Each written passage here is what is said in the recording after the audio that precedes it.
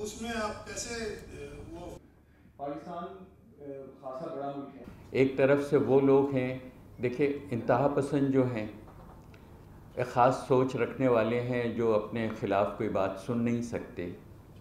Violence है इस मुल्क में इतना, फिर इस मुल्क में एक नैरेटिव है जिसको इम्पोज़ किया जा रहा है। जब हम बात करते हैं कि अखबार में कुछ नहीं लिखा जा सकता, और ये जो सेल्फ सेंसरशिप है, दरअसल ये सेल्फ सेंसरशिप बदतरीन सेंसरशिप है, प्री पब्लिकेशन सेंसरशिप से भी बुरी चीज़ है।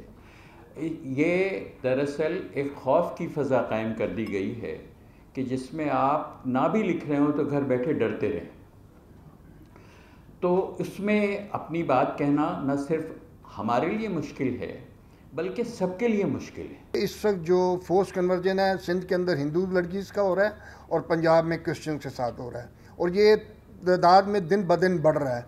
क्योंकि मैं लीगल एड का काम करता हूँ, मेरे पास लोग आते हैं, एक माह के अंदर 6 केसेस मार्च में आए, और अभी हाल ही में एक हफ्ते में 4 केसेस हैं लाहौर में, जिसमें गुजरांवाला भी है, फैसलाबाद है, साहिवाल है, भावलपुर है, इस तरह के केसेस हो रहे हैं। और मैं समझता हूँ कि अगर हुकूमत ने, हमने उसके ऊपर एहतजाज भी किया है और हुकूमत से मुतालबा किया है कि इसके ऊपर फौरी तौर पर कानून साजी की जाए कि 18 साल से कम उम्र के बच्चों को ज़बरदस्ती मुसलमान ना किया जाए।